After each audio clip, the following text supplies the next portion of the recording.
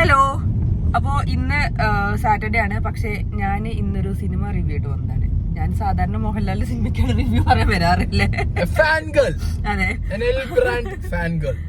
നമ്മുടെ സ്വന്തം ലാലേട്ടന്റെ സിനിമ ഞാൻ ഇന്നലെ കണ്ടു. രാത്രി 10:45 ഷോനാണ് കണ്ടത്. മലപ്പുറത്താണ് കണ്ടത്. ഞാൻ സ്നേഹനോട് സിനിമ കാണാൻ തന്നെ പറഞ്ഞ കാര്യം ഇനിയുള്ള 2 ദിവസം അതിന് ടിക്കറ്റ് കിട്ടില്ല. അപ്പൊ ഇന്നലെ തന്നെ എങ്ങനെയെങ്കിലും കയറി കണ്ടോ പറഞ്ഞു കണ്ടോ. അതെ, സായി സിനിമ കണ്ട് റിവ്യൂ ഇട്ട ശേഷം തന്നെ എന്നോട് വിളിച്ചു പറഞ്ഞു ഞാൻ അടുത്ത ടിക്കറ്റ് രാത്രി ബുക്ക് ചെയ്യാ, കണ്ടോന്ന് പറഞ്ഞു. അങ്ങനെ ഞങ്ങൾ ഇന്നലെ രാത്രി 10:45 വീണ്ടും തുടരും തുടരുന്ന്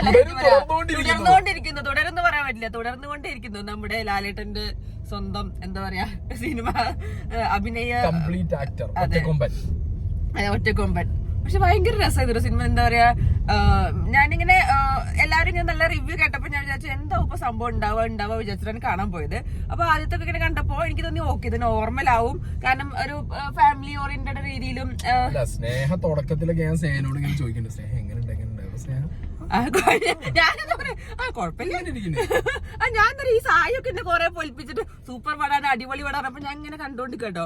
അപ്പൊ ഇതെന്താ ഇങ്ങനെ പ്രത്യേകിച്ച് ഒന്നും കാണാനില്ലല്ലോ, കുഴപ്പമില്ല, ചിലപ്പോ ഇനി വരുണ്ടാവും എന്ന് വിചാരിച്ചിട്ടാണ് ഞാൻ ഇങ്ങനെ നിന്നത്. ഫസ്റ്റ് ഹാഫ് എനിക്ക് ഏറ്റവും ഞാൻ ഇങ്ങനെ നോർമൽ ആയിട്ടാ പോയത്. ഞാൻ സത്യം പറഞ്ഞാൽ ഞാനിപ്പോ കുറെ ത്രില്ലിംഗ് പടങ്ങളുടെ ഒരു ഫാനാണ്.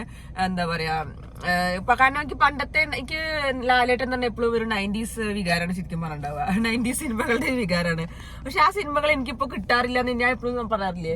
അത് ഒന്നാമതല്ല നമ്മുടെ ഏജറായി, പിന്നെ ആ ഒരു ഇത് പോയത് അങ്ങനത്തെ ഒരു സ്ക്രിപ്റ്റോസ് ആണ് ചെല്ലുന്നില്ല. അല്ല, അത് മാത്രല്ല, പക്ഷെ നമുക്ക് ആ ഒരു കുട്ടിത്തുണ്ടല്ലോ, അതൊരു ഇതുണ്ടല്ലോ, വ്യത്യാസം വരുമല്ലോ എന്തായാലും. അത് മാത്രല്ല, സിനിമ മാറും, സിനിമയും മാറും, കാഴ്ചപ്പാടും മാറും. പഴയ നരസിംഹോ 6-ാം തമ്പുരാനൊപ്പം കൊടുന്നിറക്കിയ ക്രിഞ്ച് എന്ന് പറയുന്ന ആൾക്കാർ, കാഴ്ചപ്പാടും മാറിയ ആൾക്കാരുടെ. അപ്പൊ ഞാനിങ്ങനെ ആദ്യത്തെ ഇങ്ങനെ കണ്ടു കഴിഞ്ഞാൽ കുറച്ച് കഴിഞ്ഞപ്പോ അവസാനം ഒരു ഇന്റർവെൽ ആവാൻ നേരത്താണ് ഓക്കെ സസ്പെൻസ് ആയിട്ട് ഇങ്ങനെ പൊളിച്ചു വെച്ചത്.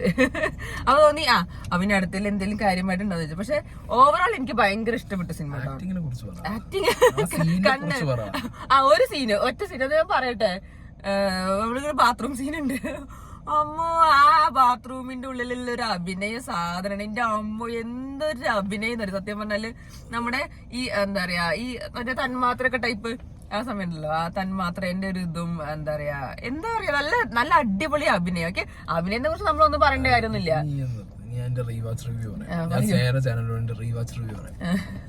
മക്കളെ, ഞാൻ രാവിലെ പടം കണ്ട് ഞാൻ ഹോൾമയർ കൊണ്ട് ഇറങ്ങി. രാത്രി ഞാൻ പടം കാണാൻ കയറി. ഞാൻ കുറച്ച് ലേറ്റ് ആയിട്ടാ പടം കാണാൻ കയറി, കാരണം ഒരു വീഡിയോ എടുത്തിട്ട് കുറച്ച് കഴിഞ്ഞാ കയറി. അപ്പൊ അങ്ങനെ നോക്കുമ്പോ രാവിലെ നമ്മൾ പടം കണ്ടു. രണ്ടാമത് ആ പടം റീവാച്ച് ചെയ്യുന്ന സമയത്താണ് അതിലെ മൈന്യൂട്ട് കാര്യങ്ങൾ നമ്മൾ ശ്രദ്ധിക്കുന്നത്. ഓൾറെഡി നമ്മൾ ആ പടം കണ്ടതാണ്, നമുക്ക് അറിയാലോ കാര്യങ്ങൾ.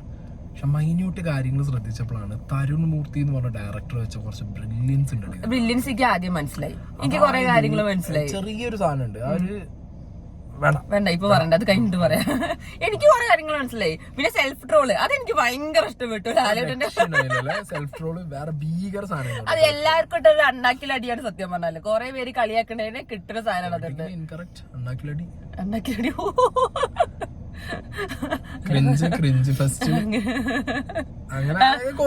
മലങ്ങളിട്ട് പിന്നെന്താ മോനെ ദിനേശ, എല്ലാം ലാലേട്ടന്റെ സിനിമകളിലുള്ള കഞ്ഞി കുറെ സാധനങ്ങളുണ്ട്. അങ്ങനെ കുറെ. പിന്നെ ആ കോംബോയും നല്ല രസം ഉണ്ടായിരുന്നു കേട്ടോ. സെക്കൻഡ് ഹാഫ് ആണ് പടം ഇങ്ങനെ മാറിയിട്ട് ഇങ്ങനെ പീക്കിൽ കൊണ്ടുപോകും. പക്ഷെ ഒരു ചെറിയ സംഭവം കൊണ്ടാണ് ആ സിനിമ അത്രയും വരെ എത്തിക്കുന്നത്. അതാണ് ഏറ്റവും രസം. എല്ലാ സിനിമയിലും അങ്ങനെ തന്നെയാണ്. ഒരു ചെറിയ സംഭവം മതി, ഒരു മൈന്യൂട്ട് സംഭവം കൊണ്ടാണ്, ചെറിയൊരു ഇഷ്യൂ ഉണ്ടാകുമ്പോഴാണ് ആ സിനിമ ഏറ്റവും അവസാനം വരെ ഭയങ്കര ത്രില്ലിംഗ് രീതിയിൽ പോണത്. പിന്നെ അതിന്റെ കോറിയോഗ്രഫി, സിനിമാറ്റോഗ്രഫി, അതൊന്നും ഒന്നൊന്നര സാധനം. പിന്നെ BGM-ഉം അതിനനുസരിച്ചുള്ള അങ്ങനെ ഓരോ മൊമെന്റിലും ഇങ്ങനെ മ്യൂസിക് ഇങ്ങനെ വരുമ്പോ ഇങ്ങനെ ഹൈയിൽ ഇങ്ങനെ പോകും. സജികുമാറും ജെയ്ക് ബിജോയും cinematographer, Sajikumar cinematographer, Jakes Bijoy. അപ്പൊ മ്യൂസിക് വെച്ചാൽ മറ്റേ സംഭവം ഇങ്ങനെ ആ ഒരു മൊമെന്റിൽ ഇങ്ങനെ ഹൈ ആയിട്ട് പെട്ടെന്ന് ഇങ്ങനെ നിൽക്കും.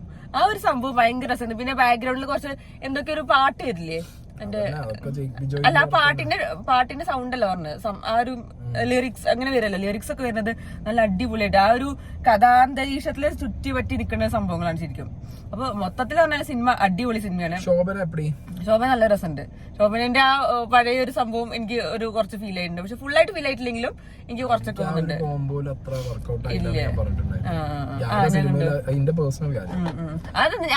ശോഭനയുടെ ആ തമിഴ് ടച്ചിന് വേണ്ടി ശോഭനെ ഡബ് ചെയ്തോണ്ട് ഇത്രകാലം ഭാഗ്യലക്ഷ്മി ഡബ് ചെയ്തിട്ടാണല്ലോ അതുകൊണ്ടായിരിക്കും. അതാ ഞാൻ പറഞ്ഞു, നമ്മൾ ഈ സിനിമ കാണുന്ന ഫുള്ള് പഴയ സംഭവങ്ങൾ വെച്ചിട്ടാണ്. ഞാനും തന്നെയാണ് നമ്മളെ എന്റെ മനസ്സിലെ ലാലേട്ടൻ എന്ന് പറഞ്ഞാൽ 90s ലാലേട്ടൻ, 90s 2000 early.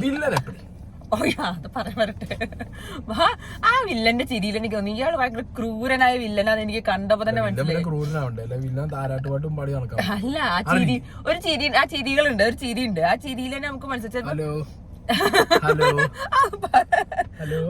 പിന്നെ ബിനു പാപ്പു, എന്റെ അമ്മോ ബിനു പാപ്പുന്റെ റോളൊക്കെ പറഞ്ഞാലേ എമ്മാതിരി റോൾ അറിയും. ഭയങ്കര ഭയങ്കര നാച്ചുറൽ റോളായിരുന്നു സത്യം പറഞ്ഞാല്. എനിക്ക് ഭയങ്കര ഇഷ്ടപ്പെട്ടു സത്യം പറഞ്ഞാൽ. മൊത്തത്തിലെല്ലാം നല്ല അടിപൊളിയായിരുന്നു. പിന്നെ ചെറിയ കുട്ടി, ആ കുട്ടിയാണെങ്കിലും 2 കുട്ടികളാണെങ്കിലും ആ പെൺകുട്ടിയാണെങ്കിലും നന്നായിട്ട് അഭിനയിച്ചു. പിന്നെ ഒപ്പമുള്ളവരും എന്താ പറയാ, മണിയും പിള്ള രാജു, പിന്നെ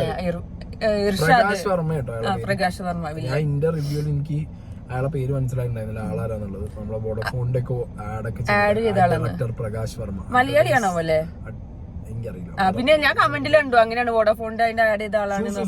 പിന്നെ ഫസ്റ്റ് സിനിമയാണ്, അതാണ് രസം. ഫസ്റ്റ് ഇൻട്രോഡ്യൂസിംഗ് കൊടുത്തിട്ടുണ്ടായിരുന്നു. പിന്നെ വേറെ ഒരാളുടെ പേര് കൂടി, അത് എനിക്ക് ഓർമ്മയില്ല ആരാന്നുള്ളത്. പക്ഷെ മൊത്തത്തില് പിന്നെ കഥ എഴുതി, കഥ എന്താ സുനിൽ, കെ.ആർ. സുനിലും തരുൺ മൂർത്തി, ഇവർ രണ്ടുപേരും കൂടിയാണ് കഥ എഴുതിയത്. അപ്പോ കാണേണ്ട പടം തന്നെയാണ്. ശരിക്കും പറഞ്ഞാൽ ഞങ്ങൾ ഇന്നലെ തിയേറ്ററിൽ പോയപ്പോ ഞങ്ങൾ വിചാരിച്ചു കുഴപ്പമില്ല. അതെ പ്രതിഭേട്ടൻ ഉണ്ട്. പിന്നെ അതേപോലെ ഫർഹാൻ ഫാസിലിന്റെ പറയട്ടെ, അത് നമ്മള് എന്താ പറയാ, അയ്യോ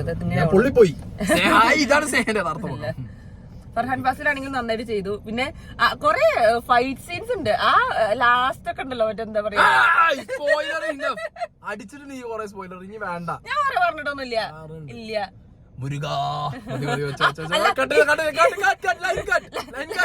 ലൈൻ കട്ടായിട്ടില്ല, എനിക്ക് പറയാനുണ്ട് കുറച്ചും കൂടി. അതാ എന്താ പറയാ, ഇനി നമ്മളൊന്നും പറയില്ല. മറ്റേ ഓൾറെഡി പറഞ്ഞു സ്പോയിലർ ഒന്നും ഞാൻ പറഞ്ഞിട്ടൊന്നുമില്ല. സംഭവത്തിൽ എന്നാൽ ചെറിയ സംഭവം കൊണ്ട് ആ ഹോൾ സ്റ്റോറി, ആ സിനിമ ഫുള്ള് ബെൻസ്. പിന്നെ ഒരു അംബാസഡർ, അതാണ് അംബാസഡർ ലാലേട്ടനാണ് ഫുള്ള് അതിൽ കഥ. ഹിസ്റ്ററി എന്ന് ആലോചിച്ചൊക്കെ ഒറ്റ ദിവസം കൊണ്ട് എത്ര കുറച്ച് സ്ക്രീനിൽ 400 സ്ക്രീനിക്ക് പടം മാറണു. ഷോയില് 1 മണിക്കൂർ കൊണ്ട് 30,000 34,000 ടിക്കറ്റ് പോടും. ഇന്ത്യയിൽ തന്നെ ചാവ കഴിഞ്ഞാൽ പിന്നെ ഏറ്റവും കൂടുതൽ ടിക്കറ്റിന്റെ സെയിൽ നടന്നത് ഫസ്റ്റ് ഡേ ഈ സിനിമയ്ക്ക് വരുന്നത് എമ്പുരാനിയും വെട്ടി. അല്ല അതാ പറഞ്ഞ, ഈ ആൾക്കാർക്ക് ഇപ്പോഴും മറ്റേ ഈ ലാലേട്ടനാണ് വേണ്ടത്.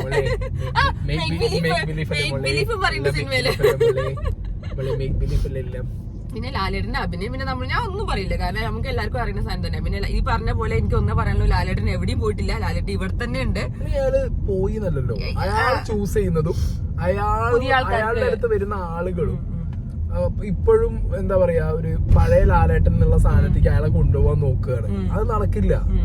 മോഹൻലാൽ എന്ന് പറഞ്ഞ ആളിപ്പോ മമ്മൂട്ടിക്ക് ചെയ്യണ മാതിരി പുതിയ തരുൺ മൂർത്തിയെ പോലുള്ള നല്ല ടാലന്റഡ് ആയിട്ടുള്ള ഡയറക്ടേഴ്സിന്റെ കയ്യിൽ പോയി കഴിഞ്ഞാൽ അവരൊക്കെ ഞാൻ പറയാലോ, മലയാള സിനിമയിലുള്ള എല്ലാ യങ് ഡയറക്ടേഴ്സും ലാലേട്ടൻ മമ്മൂക്ക ഫാൻസ് ആയിരിക്കും. അവർക്ക് കൃത്യമായിട്ട് ലാലേട്ടനെയും മമ്മൂട്ടിനെയും എങ്ങനെ യൂസ് ചെയ്യാന്നുള്ളത് അറിയും ചെയ്യും. അങ്ങനെയുള്ള ഡയറക്ടേഴ്സിന്റെ കയ്യിലും സ്ക്രിപ്റ്റ് റൈറ്റേഴ്സിന്റെ കയ്യിലും ലാലേട്ടനെയും മമ്മൂക്കാനും കിട്ടിക്കഴിഞ്ഞാൽ മമ്മൂക്കാരെ കിട്ടുന്നത് കൊണ്ട് മമ്മൂക്കാർക്ക് കുറെ സാധനങ്ങൾ കിട്ടിയിട്ടുണ്ട്. ലാലേട്ടൻ പിന്നെ ഈ സാധനങ്ങൾ കുറെ കമ്മിറ്റ്മെന്റ് ഉണ്ട്, ഇൻഡസ്ട്രിക്കകത്തുള്ള കുറെ പേർക്ക് ഡേറ്റ് കൊടുക്കലും പഴയ ടീമിന്റെ ഒപ്പം. അതാണ് ട്രോള് വരുന്നത്. ഈ സിനിമ ഇറങ്ങിയതോടുകൂടി പൃഥ്വിരാജിനും ആന്റണി പെരുമ്പാവൂരിനാണ് കുറെ ട്രോൾ കിട്ടിയത്. ആന്റണി പെരുമ്പാവൂരും ട്രോൾ കിട്ടാനൊന്നുമില്ല, ബിക്കോസ് അല്ല ട്രോള് കിട്ടിയെന്ന് പറഞ്ഞത് അത് ഞാൻ കമന്റിലൂടെ I still in my words, stand in my words. എനിക്ക് എമ്പുരാൻ എന്ന് പറഞ്ഞത് ഭയങ്കര സ്പെഷ്യൽ ആണ്. അതല്ല ഞാൻ പറഞ്ഞ ട്രോള് വരുന്നത് അതുകൊണ്ട് അങ്ങനെയാണെന്ന് പറഞ്ഞത്. പൃഥ്വിരാജിന് മറ്റേ ആന്റണി പെരുമ്പാവൂരിനൊക്കെയാണ് ഫുള്ള് ട്രോള് വരുന്നത്. പക്ഷെ അത് നോക്കണ്ട, കാരണം ഓരോ സിനിമ ഓരോ രീതിയിലാണ് ഉണ്ടാക്കുന്നത്. ഓരോ സിനിമ ഓരോ രീതിയാണ് പറയാ. അതിപ്പോ എല്ലാരും തിയേറ്ററിൽ പോയിട്ട് കാണാം. ലാലേട്ടന്റെ കണ്ണ് ഈ സിനിമയിൽ അഭിനയിച്ചിട്ടുണ്ട്. കൈ വരല്. പിന്നെ ഒന്നൊന്നര സംഭവം പറയുന്നത് ബാത്റൂമിന്റെ ഒരു സീനാണ്. ബാത്റൂമിൽ ഒരു അടിപൊളി സീൻ ഉണ്ട്. അത് കണ്ടാ നിങ്ങള് എന്റെ ലാലേട്ടാന്ന് വിചാരിച്ചിരിക്കും. ആ ഒരു സീന് ഭയങ്കര രസമായിട്ടുള്ള സീനായിരുന്നു. അപ്പൊ ഇത്രേ ഉള്ളൂ. കാരണം ഞാൻ ഈ അഭിനയത്തെ കുറിച്ചൊന്നും പറഞ്ഞല്ലോ. സിനിമ ഓവറോൾ അടിപൊളി സിനിമയാണ്. എക്സലന്റ് ഞാൻ പറയുള്ളൂ. ഒരു എബോവ് ആവറേജ് ഒന്നും അല്ല, എക്സലന്റ് മൂവി എന്ന് പറയുള്ളൂ. അപ്പൊ എല്ലാരും പോയി കാണുക. അപ്പൊ മസ്റ്റ് വാച്ച്. ബൈ.